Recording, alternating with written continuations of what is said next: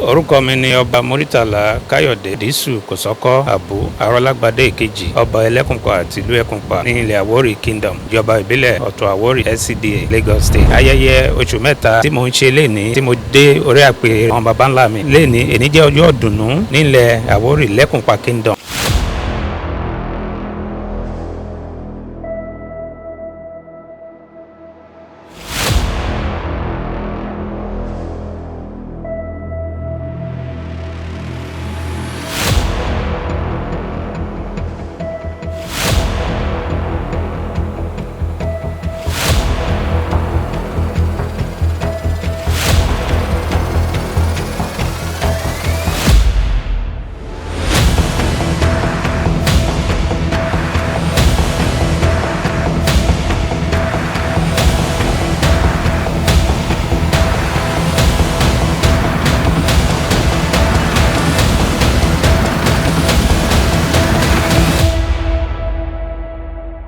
Mo fi àsìkò yín dúpẹ́ lọ́wọ́ Elédùmarè ọba ọ̀gá àgbà ọba tó ní dédé ọba tó dá gbogbo tó ń bẹ lórí ìpẹ́ tó dá gbogbo lójú òfurufú ọba tó dá ìní tó dá mi sí ní ayọ̀ àti àlàáfíà. Ayẹyẹ oṣù mẹ́ta tí mo ń ṣe lénìí tí mo dé orí àpèrè àwọn baba ńlá mi lénìí èní jẹ́ ọjọ́ ìdùnnú nílẹ̀ Awori Elekunpa Kingdom tá à ń ṣe ayẹyẹ. Mo dẹ̀ ń fi àsìkò yín dúpẹ́ lọ́wọ́ àwọn lọ́balọ́ba nílẹ̀ Awori tó wọ́n bá mi ṣe ayẹyẹ oṣù mẹ́ta mi pẹ̀lú ògo Ọlọ́run. Àjọṣe wa ò ní bàjẹ́, ilẹ̀ Awori ò ní bàjẹ́, àjọṣe pẹ́pẹ́pẹ́. Mo dẹ̀ tún fi àsìkò yín dúpẹ́ lọ́wọ́ president wa Aṣíwájú Bọ́lá Ahmed Tinubu. Wọ́n ṣe wọ́n kó ọ̀yìnmọ́ ṣe wọ́n kó àfọmọ ènìyàn ṣe Ọlọ́run tó láyé tó lọ́run abámi dúró tì wọ́n. Ọlọ́run á fún wọn lẹ́mìí gígùn àti àlàáfíà tí wọ́n máa fi darí orílẹ̀-èdè Nàìjíríà débi tó ní àpẹẹrẹ. Mo tún fi àsìkò yìí dúpẹ́ lọ́wọ́ gómìnà wa ní ìpínlẹ̀ Èkó. Iṣẹ́ gidigidi tó ń ṣe ní ìpínlẹ̀ Èkó Ọlọ́run tó bá mi máa ràn wọ́n lọ́wọ́. Gbogbo ohun tí wọ́n dáwọ́lé ayọ̀ náà ló máa yọrí sí. Àwọn náà á jèrè àwọn ọmọ wọn. Àsìkò yìí dúpẹ́ lọ́wọ́ ọ̀gá mi Commissioner for Local Government and Chieftaincy Affairs Honourable Bọ́lájí Káyọ̀dé Robert. Ọjọ́ náà rí bí àná tó gbé ọ̀pá àṣẹ lé mi lọ́wọ́ ní January 7, 2026. Ọlọ́run á bá mi máa tẹ̀lé àdèmà kọsọ́nà èyí tó ń béèrè níwájú Ọlọ́run á fi lé lọ́wọ́. Ọlọ́run á mú débẹ̀ ní ayọ̀ àti àlàáfíà. Mo fi àsìkò yìí dúpẹ́ lọ́wọ́ gbogbo ọ̀dọ́ ìlú Ekunpa àtobìnrin àtọkùnrin onílé àtàlejò pé wọ́n ṣe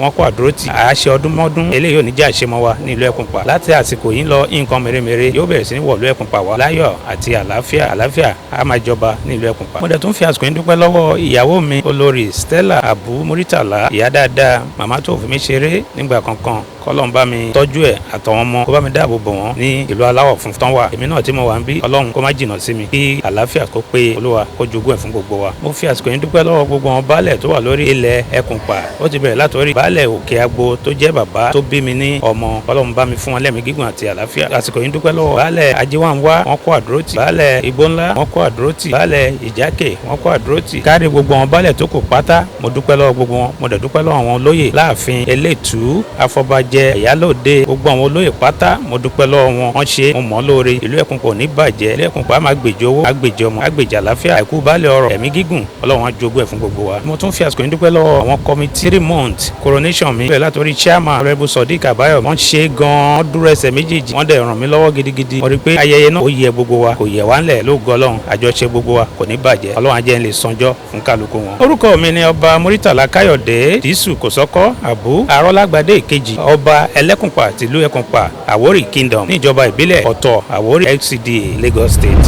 ẹ lọ́bàlá ọ̀bẹ̀rẹ̀ ìyá ajíbọ́lá bá sọ 3 month coronation tí bàbá wa òsínlẹ̀ ọ̀sán ọ̀gán Káyọ̀dé àbúdó odò bàbá ó kárí abúmi kò sọ́kọ́ ọba Ẹlẹ́kùnpá tẹkùnpá alábíọ́lọ́ àrùn yóò jí wá o Kábíyèsí Ẹlẹ́kùnpá bàbá congratulations a ti bẹ̀rẹ̀ sí ní kánò nìyẹn a máa tó oṣù mẹ́fà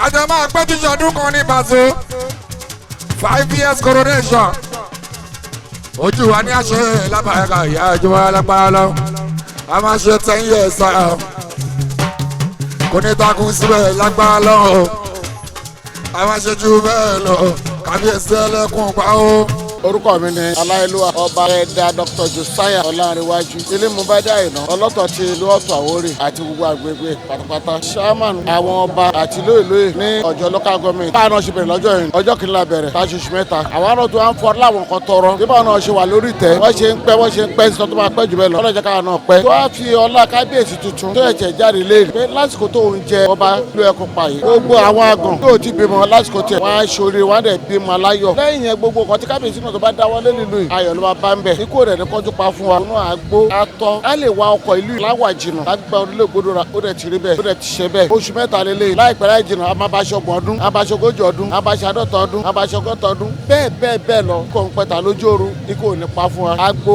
atọ́ ó ti rí bẹ́ẹ̀ o ṣe mo dúpẹ́ o. orúkọ mi ni Honorable Àbáyọ̀mí Sodiq mo jẹ́ adarí àwọn tí wọ́n ṣe ètò ayẹyẹ oṣù mẹ́ta ti ìgbádé ọba wa ọba MURITALA Abu DISU-KOSOKO Arolagbade Elekunpa tìlú Ekunpa tí à ń ṣe ayẹyẹ oṣù mẹ́ta ní èní a fi àsìkò yìí a fi tọrọ fún kábíyèsí wa pé ní àsìkò tí ó di ọba Ekunpa yìí ìlú wa tún gbòòrò jù báyìí lọ ní ti dáadáa ọmọ kékeré ìlú àgbà ìlú a máa dàgbà sókè sí àwọn obìnrin ìlú wọn bí wẹ́rẹ́ a dẹ̀ dúpẹ́ fún gbogbo àwọn ọba lọ́ba gbogbo àwọn olóyè gbogbo àwọn baálẹ̀ tọ́wọ́ àǹbí lẹ́ni táwọn bá wa ṣe ayẹyẹ oṣù mẹ́ta pẹ̀lú kábíyèsí a gbàdúrà pé tí kábíyèsí wa fẹ́ ṣe ọdún mẹ́ta táwọn fẹ́ ṣe 30 years táwọn fẹ́ ṣe 50 years táwọn fẹ́ ṣe 60 years ọlọ́run adẹ́mi wá sí la máa wà ń bí láyọ̀ tàlàfíà ara ìlú náà á mọ̀ gbà wọn náà á mọ̀ sí dáadáa ní agbára ọlọ́run bá a dúpẹ́ lọ́wọ́ gbogbo àwọn àtàwà ń bí ọlọ́run adá gbogbo wa sí ẹ ṣé. orúkọ mi ni Kòsókó Godwin Báṣọ̀run tìlú Ẹ̀kúnpà mo dúpẹ́ fọlọ́run tó fún mi lóyè tí mo dẹ̀ fi àkókò káfí gbà á mo gbàdúrà fún kábíyèsí pé àwọn máa kí ṣe gbọ́ àti ìmọ̀ yé lórúkọ Jésù ọlọ́run máa fún un. ẹ kú oríire bàbá.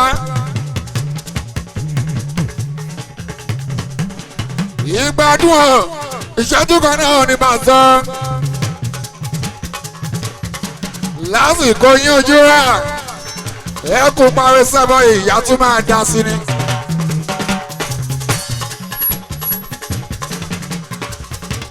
lásìkò kábíyèsí ọba ọ Ẹkunpa a tún máa dá sí ní bàṣọ ìlọsíwájú ọdẹ làbáyìí ò Ẹkunpa ò lágbára lọ. àmín.